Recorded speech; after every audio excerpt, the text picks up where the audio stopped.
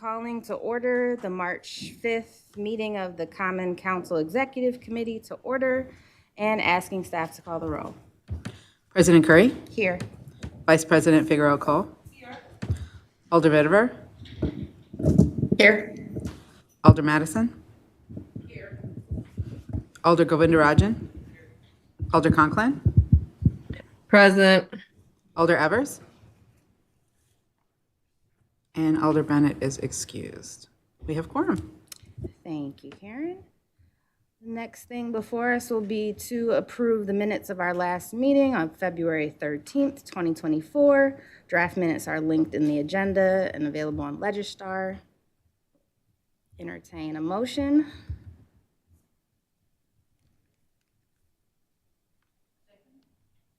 What is the motion? A motion to approve the minutes, I'm sorry.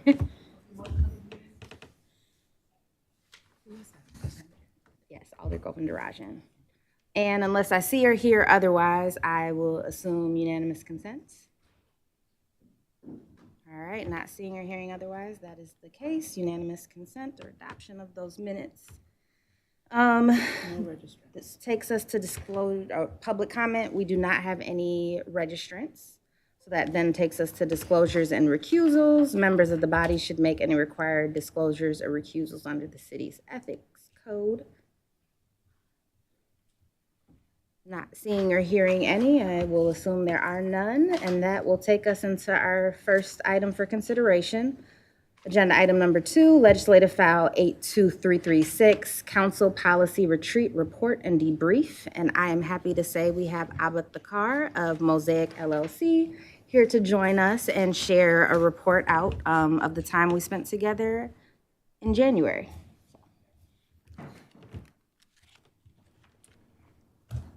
Great. Hi, good to be with you all again. Is this what I'm supposed to be doing, talking in the mic? Okay. I like this podium because it's not taller than me, so I do appreciate that. All right. Well, I think you all received the report by email, and I think you have copies of it. Is that right? Okay, great. Thanks, Karen and the staff. So what I did here is the first couple pages are sort of a summary of the experience, and then beyond that are actually attachments that continued reflection guides as well as the slide deck, so that if there's anything you want to come back to, you have everything that we addressed during the retreat. But I can kind of summarize what's in the report. So if you look just on the back of the cover page, I summarized what we did and essentially the agenda and just very briefly how the retreat was developed and kind of the philosophy and intention of our time together.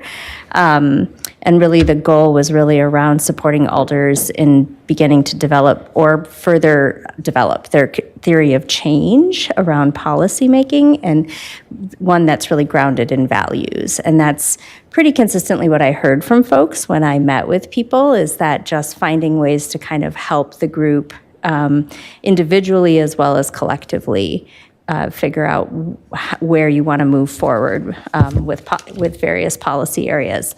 The second page was a summary actually of our opening activity, where you all had a chance to share the ways in which being in office has impacted you in these various, capacities with your public and private relationships, your sense of the world, your mental and physical well-being. I sort of pulled the themes out of those, just, wanting to kind of help you sort of see what the overarching things that came out of that was. And then I think what really struck me, and actually I had not anticipated, but it was really fun to engage with all of you as well, as really, I think, moving around the ways that there was so much resonance with the material around the tensions of being an elected official. And quite honestly, I think that the response to that was one of the reasons we didn't have as much time for the policy cafe, right? Is because I think it just brought so much up for folks that feels to me like a huge opportunity to continue to explore and go deeper, both in terms of the way that it impacts elected officials, but also in the way you navigate those things and how you continually do that in a way that protects your health and wellness while also letting you serve your constituents the way you want to. So I think that part, and I think also the public-private relationships and the exploration of values, trust, and respect, I think was an interesting place too, where we went a little deeper than I thought the group might want to go. And so I think that was really great. And all in all, I think we probably could have done 2 different retreats, right? One that started us with that foundation, and then a second one where we use that to really go into the policy areas. So after a quick break, we moved into the policy areas. And I actually, what was interesting about that, right, knowing that you all didn't have as much time as we would have liked, we do have those notes. I have, and I will get them to Karen so that she can pull out what feels helpful in there. I didn't, and I've actually already typed all of that up, so that's all available. I didn't include it in the report because I was aware of just how it was a little bit incomplete, right? Like y'all didn't have time to really sit and think about those things. And so I think that rather than focus on what you came up with in the shorter time that we had, I actually condensed the various prompts into a policy reflection guide. The pages aren't numbered, but it starts somewhere around 7 or 8. And there's a policy, after the word clouds, there's a policy reflection guide for alders that actually includes all the different questions, and it's 2 pages. And so with this initial prompt of, understanding what we heard, right, is that you're all very busy and being proactive about these things is difficult, and you're often reacting to situations because of the reality of the work and your lives, is that if you don't have time to explore all of these questions, which of these feel most important to help you determine your policy positions, and where can you be proactive, and is there anything missing that feels important for you to name? So this is really just an invitation to structure some of your process if that feels helpful. So I included that, and as I said, I will get Karen the actual detailed notes of what you all wrote on the flip chart pages. And then if we go back to page, let's see, I think it's 3 or 4, possible next steps for practice, exploration, and inquiry. So that's kind of on the back of one of the pages there at the beginning.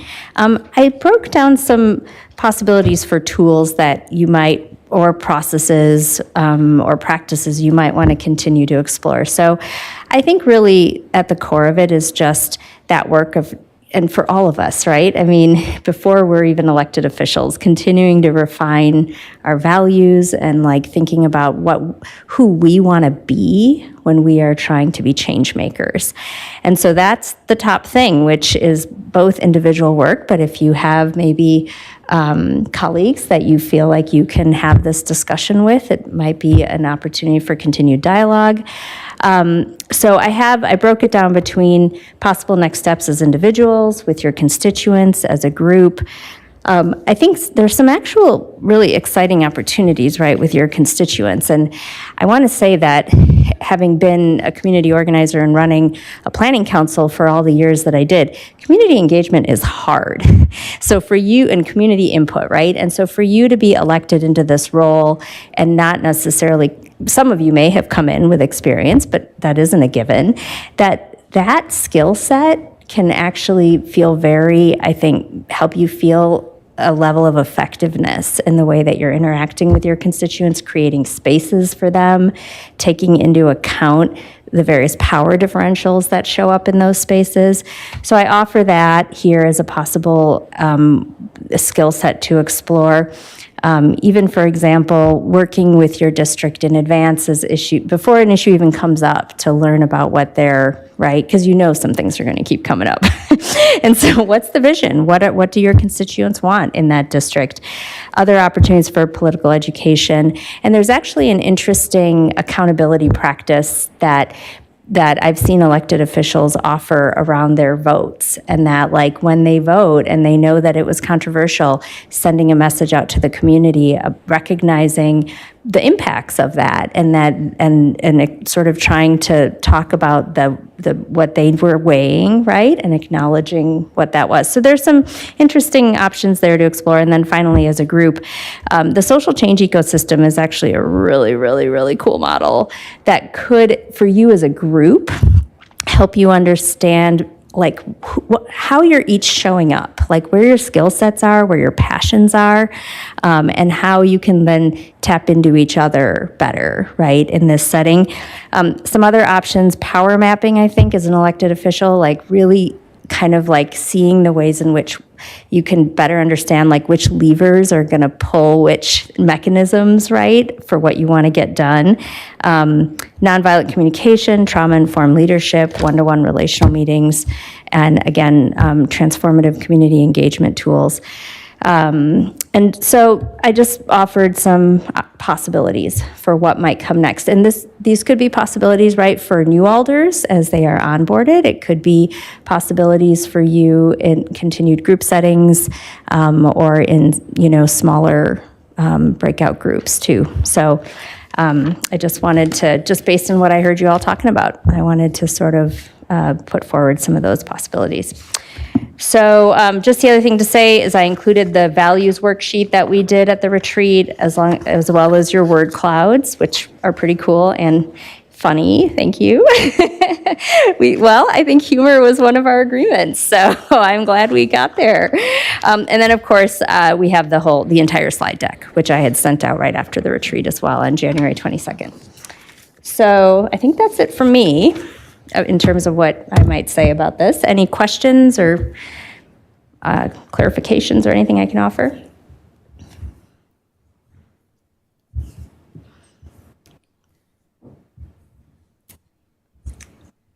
Not seeing or hearing any. Oh, nope, I got one. Vice President Figueroa Cole. Thank you. Anyhow, I just wanted to say that just how grateful I am that we had the opportunity to once again interact with your wisdom. I did find the retreat pretty useful. I had to admit, more useful than I expected. Not on you, honestly, because I have heard you before and you're amazing.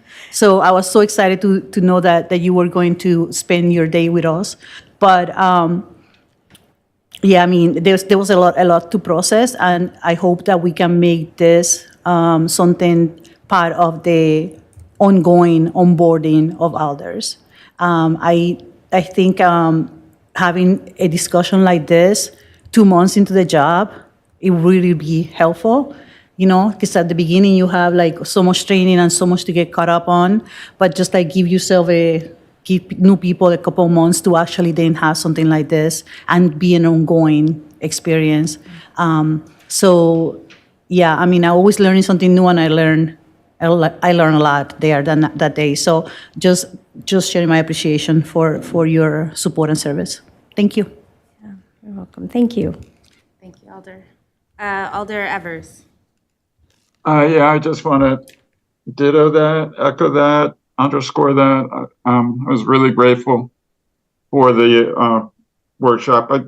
I kind of don't like retreats, generally speaking. I look at them with a certain amount of like, ugh, and not another one of those. And but this was exceptional, and you did a really good job. And I was grateful to be a participant. And I think you can't teach an old dog new tricks. I think I learned some things. So thank you very much. Thank you. Thank you, Alder. Alder Harrington McKinney. Thank you, Madam Chair. Ditto to the alders that went before me, but personally, I wish that we had had this presentation in the beginning. I wish we had this presentation in the beginning of the term, because it would have made the working together with the 19 other alders more palatable. It was excellent. It gave a lot of thought provoking, and I walked away with a different feeling with some of my fellow alders. And that was the purpose of it, is to introspectively look at how you're showing up and how you're showing up will dictate how you're showing up with others as well. So thank you for the work. I knew you and the work that you did, but sitting in that space, I wanted more. So I want to say thank you personally, because it really helped me, because I was really challenged by this term more so than I had been challenged before. Thank you. Thank you. Thank you so much, Alders. Not to belabor, but thank you. I think across the board, we've been hearing a lot, and even during the retreat, about wishing that this happened earlier. How can we incorporate this in new Alder orientation? So thank you, thank you, thank you for putting together this report, which I want to remind Alders is at their workstations and chambers, but also was emailed by Karen. And again, does have tools to keep the momentum moving forward that we built at the beginning of the year. Can I? Yes. I just want to really say thank you, like, for trusting me with your time and some vulnerability and your sharing and the challenges that you face. I mean, it really meant a lot to me. This work is like core in my heart, and I think it was an honor to get to do this with all of you. So I'm glad that it was, that we all got something out of it. I really appreciate that. It means a lot to me. I think it's like the favorite thing I've done in, in a long time, so thank you. Well, that's a first. Thank you so much. All right. I got it. All right.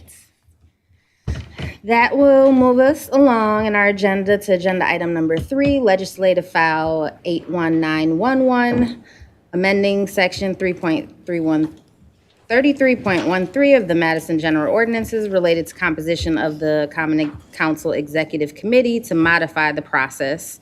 The lead sponsor, Alder Healy, did notify us that she was not able to join us today and requested a re-referral, which I am okay with, but would entertain a motion from the body.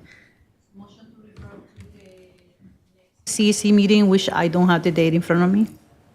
March 19th. March 19. Thank you. And 319 council. The second.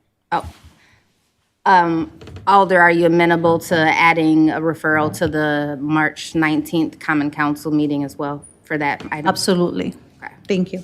All right, so the motion is to re-refer to both CCEC and CC of March 19th. I see a second from Alder Govindarajan. Thank you. Alder Harrington McKinney, did you have a question? Or is hand still up from last time? The hand's still up. Let me lower it. Thank you. Okay, no problem, thank you. Okay, we have a motion on the table, second. Unless I see or hear otherwise, I will assume unanimous consent to re-refer the item. Seeing and hearing otherwise, that is the motion, or that is the action that we will take. And that moves us along in our agenda to, oh, I closed my agenda. Yes. Agenda item number 4, legislative file 81382, council office updates, and I will turn it over to Karen. Okay, I am so happy to hear all the wonderful things about the policy retreat. I was very, very excited. I was very excited, and I'm really glad that went well. So we'll be folding that in various pieces. We'll be folding some of that into our planning going forward. I wanted to, a couple of important things. So Liz is going to be sending out an email. She's right now working on condensing it because it's a lot. There's a lot of good stuff in there. She added graphics. Anyway, there's some good information there about EAP, WRS, a number of other things. So I know you all pay close attention when she sends an email, so it's coming soon. Something interesting that when I was talking to Attorney Haas, is that given everything with, and I was so focused on Alder races that I wasn't really thinking about races for other seats. And if you declare candidacy for a state office, please let the council office know before April 15th so we can make sure to comply with the 50-piece rule in your case. So if this applies to anyone within the sound of my voice, please do that so that we can make sure to to do this properly here. Okay, so we had the 2 trainings with NAMI, and thank you to all of the alders who were able to make those. One thing that came up in the NAMI training and I wanted to highlight for you was that the City of Madison Employee Assistance Program is available and free to alders, just like it is for staff. And so there's a brochure on your desks, and there's a link in the update to the website that talks about what they offer. And I want, so much that has come up during the retreat and during the NAMI training about kind of the emotional aspects, the care, the self-care, what does self-care look like, and wanting resources for those types of things. I wanted to remind everyone that you all can access that program, actually. And you get the same benefits. And so if you are at all interested in exploring it, you can look at the website, the brochure. I can connect you with Arlene Gonzalez, the EAP director, if you'd like me to. She's wonderful. If you have an opportunity, I recommend it. But I wanted to just flag that for you all again, because it's a resource that is available to you. And one of the other requests was for the NAMI training to be kind of condensed and customized even more, and maybe provide as part of an onboarding. So we're looking at how to fold that into onboarding as well. So something that I've decided, given everything, I've kind of front-loaded my efforts in the last couple of weeks and ongoing here to coordinate with the alders 5 regional budget engagement events. Thank you to those of you who responded to my email. So far, we have 2 confirmed, and I'm working on the next 3. Part of it is people's committee schedules are like a Tetris. Whatever the right model, whatever the right metaphor is, it's a lot. So I have all these notes, and then I do all these. So I'm sort of chipping away at them. My goal is to have dates, times, and locations for all of them as soon as I possibly can in the next few days, so that, and then Larissa will start building out advertising materials. We're going to build out more specific content. We're going to be working on all that. So there will be a presentation from finance, but we want to also have some kind of an interactive component for the folks who come. And these are all going to be in-person events. So we'll be communicating more with you, but if you haven't seen the email, the original email, and you want to weigh in on how you feel, if you want to participate, certainly I will open this up to everybody, even if you didn't answer. But in terms of coordinating with schedules, I'll start with the folks who are like, yes, I am on board, and then kind of go from there. So I'm still booking something on the north side, south side, and central, is my hope here, barring any kind of unforeseen situation. So my goal is to get as many of them in May as possible. Probably may have to roll over into June just because of scheduling, and also making sure finance is available for all of those. So stay tuned for more information on that.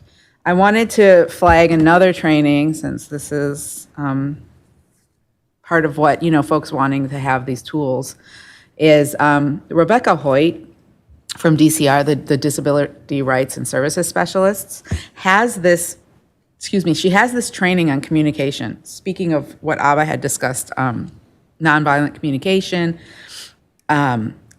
she has this training that she offers to other departments. She's offered within DCR, and she has created kind of a customized version of this training for alders. And so here is the description. I then am going to be reaching out to you to gauge your interest, and then, of course, again, looking at scheduling. At this point, due to the budget efforts, I think we'll probably be looking summer for this, if folks are interested in giving it a shot. And again, if folks like it and think it would be valuable, I can fold it into rotation. So I want to flag this.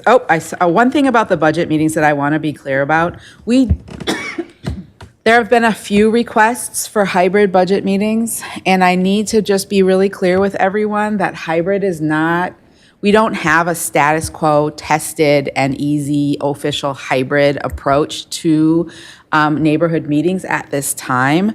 There are some things in development with the library that I have a lot of hope for in a small number of libraries.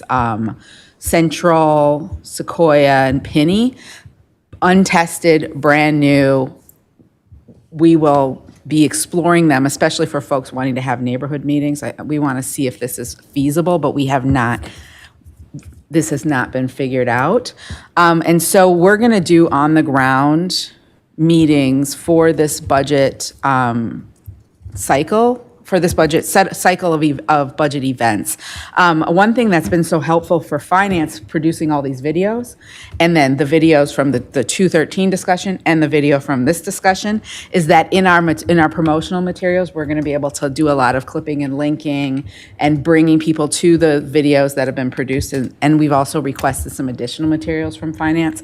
So that I just wanted to flag that as something that I know people are very excited. They would love to have hybrid, but we don't have the tested official capacity currently, and I don't want to slow down the process of getting us out there into the community in May to test, if that makes sense.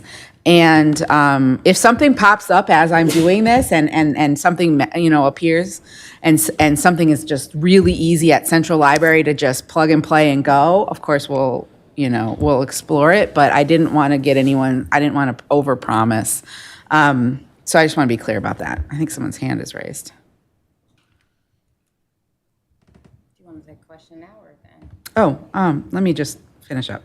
So another thing I wanted to raise, so we are doing a number of safety planning improvements. We're working with our emergency coordinator, the city emergency coordinator, and the county, and we'll be giving you updates and more information about that. But one thing is that there are some trainings coming up that the city's offering that might be relevant to folks who do come in person to the chambers. We will be having Stop the Bleed kits located in strategic locations for an emergency situation, and they're offering a training to know how to use them. There's also the civilian response to active shooter events trainings that MPD is offering, and conflict de-escalation. The active assailant and Stop the Bleed and the conflict de-escalation are offered by folks from the Dane County Sheriff's Department. I wanted to flag those because as part of kind of ongoing safety training and safety planning efforts, some of you have expressed interest. And then I just wanted to point out that the city's got a couple of really good topics coming up involving people in decisions that impact them and setting boundaries, how to say no and feel confident in it. Those are, interesting. I'm definitely taking that setting boundaries one. Sorry, everyone. And and I recommend, and if anyone does take one, I'd love to hear, just so I have a sense of whether it's something we could be pursuing, maybe a custom one, or I appreciate the feedback on the city trainings. So I think that's basically everything I wanted to remind you and highlight for you. So I'm happy to take questions. Thank you for that. And as a reminder, this is typed and at everyone's workstations. Yeah. I believe I saw Alder Evers' hand first. Thanks, Chair. Is there a consensus in, a conversation around what's optimal, what's better, whether in-person meetings or Zoom in terms of, getting more resident engagement? It seems to me that that's what we should be looking for. And of course, if you go one direction, if you go in person, you'll have people say, no, I can't do in person. I can only do virtual. And then if you do virtual, you have to say, well, I don't have the technology. I'm not computer savvy. But since we can't do both, is there any sense which is better? It seems to me, I guess, answering my own question, that virtual increases the possibility of more attendance. But I'm wondering if, Karen, if you have any thoughts, speaking with other alders, with the alders who've already signed up for this in the two areas, or just in general, what your thoughts might be. Yeah, I appreciate that. And I think it's been quite interesting to be at a number of events. So I've been making the rounds to folks' virtual and in-person events, neighborhood events. I have seen it go both ways. I've seen some very well-attended virtual Westside Community Connections events. I've also seen some virtual Westside Community Connections events with fewer folks. What I have noticed is for the virtual, we don't necessarily get folks. I think we get folks from all around, which is great in some respects. If we're trying to hit a certain, regional group, it's just, I don't think there's a consensus. I know certainly for council meetings, we saw over COVID, if you remember during the pandemic, how we got so much more public comment during the pandemic than we had ever had before. Certainly we saw that, right? I think that one challenge for virtual, especially with the open meetings laws, and I'm not sure that we've really worked it out, is how to have small group discussions with breakout groups, because you can't be in you can't observe every meeting, right, Mike? So it kind of becomes a little more challenging. Sorry, Attorney Haas. And so one thing that's, we're planning for these budget meetings, we want to have something interactive. And so I haven't figured out yet the best way to do interactive things on a virtual meeting. Something I did notice, I just have to say that NAMI trainings, we did one in person and one virtual. And in the in-person NAMI training, we had tons of discussion amongst the participants, and in the virtual, we had zero. So I guess the long story short is, it kind of depends on what we're trying to do. I think we're going to be doing a lot of advertising pushing, so we'll find out if we can get people to show up to an in-person with food, in-person events.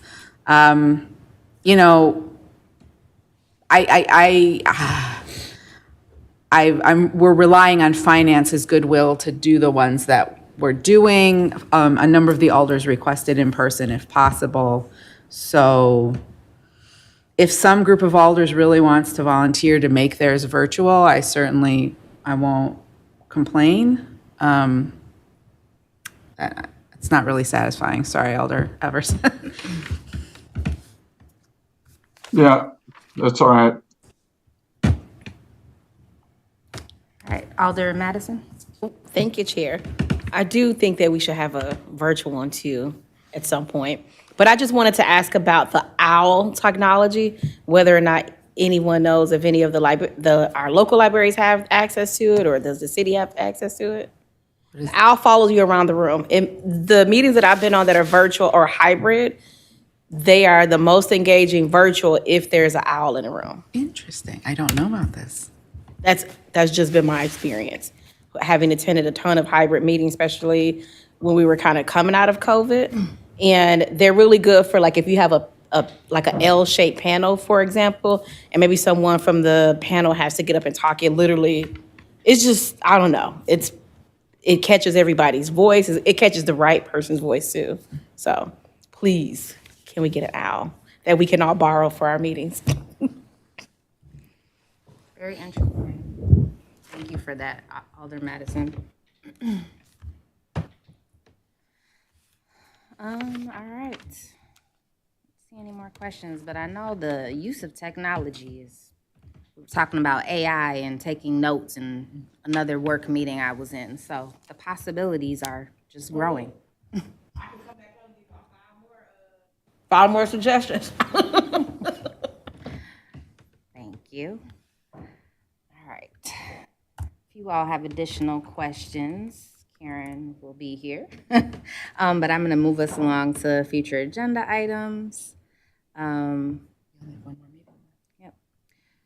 Agenda item number 5, legislative file 78125. As a reminder, that will be our last meeting as the CCEC of this body. So we did refer the proposed ordinance change regarding composition to make up CCEC, and probably have a summary of the work that was accomplished throughout this year. If there are no other questions, comments, things to add, that takes us to the end of our agenda, and I would entertain a motion for adjournment. Moved by Vice President Figueroa Cole, seconded by Alder Govindarajan. And unless I see or hear otherwise, I will assume unanimous consent. Not seeing any, we are adjourned. Thank you, everyone.